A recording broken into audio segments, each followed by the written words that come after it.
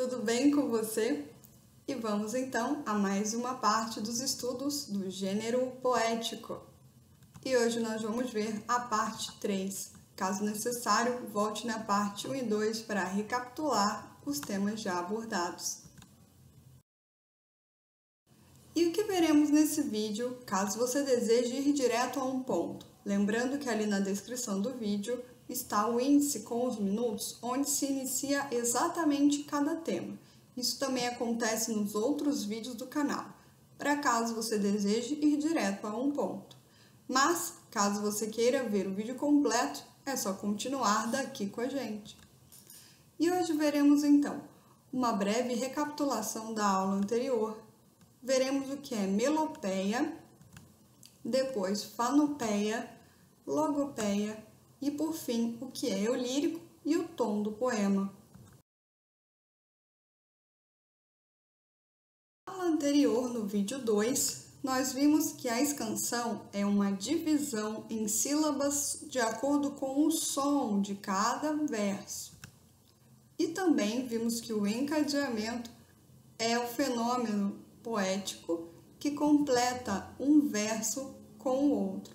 Então, a última palavra do verso de cima completa o verso de baixo também. E também vimos que as figuras de linguagem são muito comuns no poema, visto que esse gênero textual é rico da linguagem poética, ou seja, de poesia. Também vimos que alguns textos conversam entre si, estabelecem uma espécie de diálogo, o que nós chamamos de intertextualidade ou releitura. Caso necessário, volte na aula para poder relembrar um pouquinho. E hoje veremos então 3 características importantes do poema, segundo esse autor aqui embaixo, Ezra Pound. Esse autor, que também é poeta, descobriu aqui que o poema existe com basicamente essas 3 características, às vezes presentes as 3 no mesmo poema, ou às vezes só uma delas, ou 2, ou alguma delas pode ser predominante. A melopeia, como esse prefixo aqui sugere, é o trecho, é aquele poema que sugere alguma música, alguma musicalidade. Então, é aquele tipo de poema que nos faz lembrar de ruídos, de sons familiares, como o som de um trem, um som de galopes de cavalo, barulho de um rio. Então, esse tipo de poema tem esse recurso que se chama melopeia.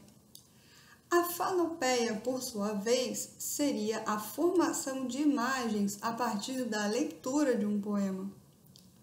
E a logopeia, a promoção de uma reflexão sobre algum tema. Então, esse prefixo logo significa isso, ideia, reflexão.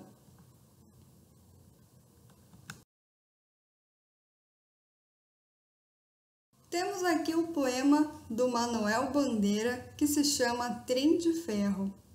Este poema é rico no recurso melopeia.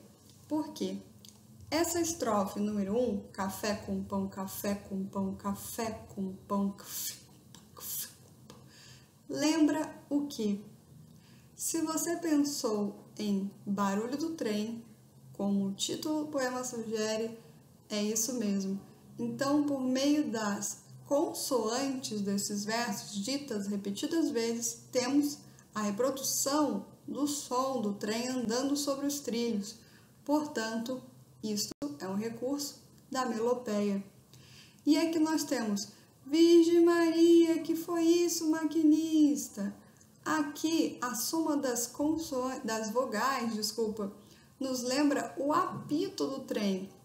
Então, o trem saindo bem lentamente da estação, café com pão, café com pão, café com pão, café com pão.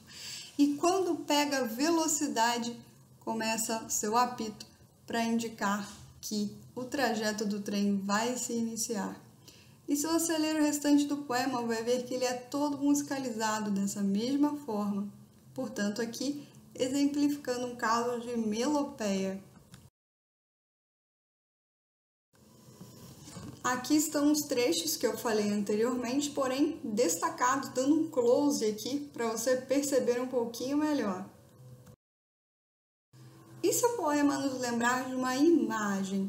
Veja, aqui nós temos a palavra luxo, bem pequenininha, escrita várias vezes, só que a forma como Augusto de Campos as colocou forma outra palavra.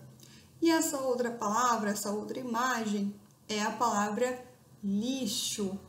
Então, o que será que ele quer dizer com tanto luxo acumulado que forma a palavra lixo, hein? Veja, então é uma palavra que forma imagem concreta de outra.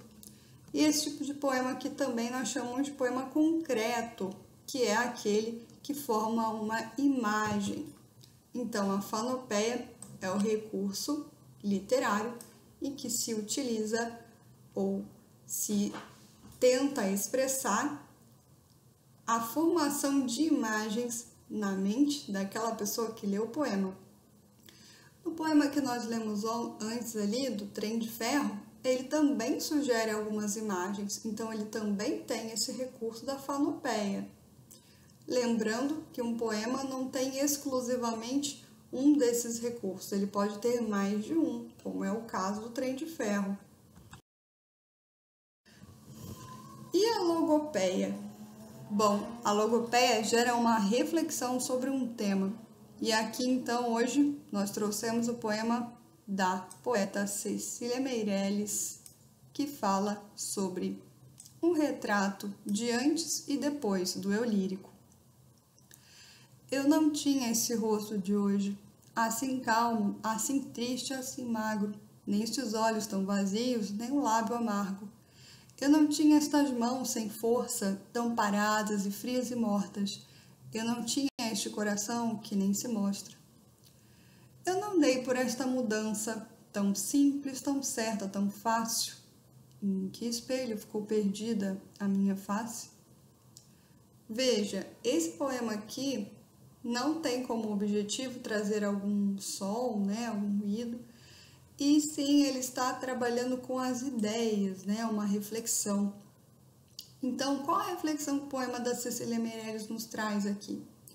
Um retrato, como o título sugere, de uma pessoa que antes talvez fosse mais feliz, mais otimista, e hoje ela não está mais assim. Então, é uma reflexão a respeito dessa transformação pessoal do eu lírico. E o eu lírico, então, é o quê? É como se fosse um narrador do poema, uma voz que o poema usa, não é a mesma coisa que autor, certo? O autor ou a autora, os poetas, são as pessoas que escrevem o poema. Mas o eu lírico é uma espécie de narrador que esses autores criam para poder expressar os seus poemas. Então, o eu lírico é a voz que expressa as experiências, as emoções presentes naquele poema. E falando em emoções, há aqui um outro elemento bem importante, que é o tom do poema. O tom do poema é aquilo que exprime exatamente o sentimento, a emoção que aquele poema sugere para seus leitores. Então, eles podem expressar melancolia, esperança, alegria, gratidão, fé, solidão, tristeza, nostalgia e assim vai. Então, quando lemos um poema, como é que você se sente? Como é que você se sente quando lê determinado poema? Esses que nós analisamos aqui ou outros que você gosta? Então, essa forma como você se sente tem a ver com o tom que o poema sugere.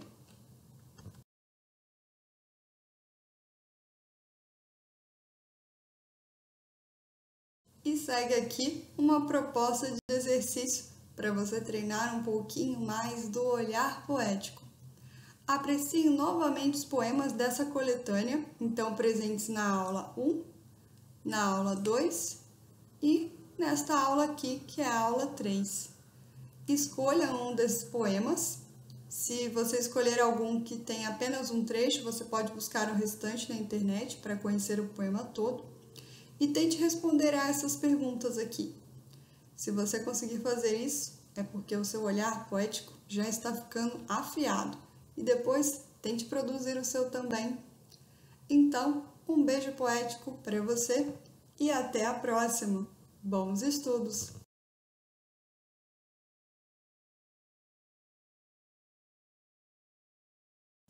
E caso você deseje também, temos aqui as aulas 1 e 2 para você recapitular e poder ficar fera na poesia. Até logo!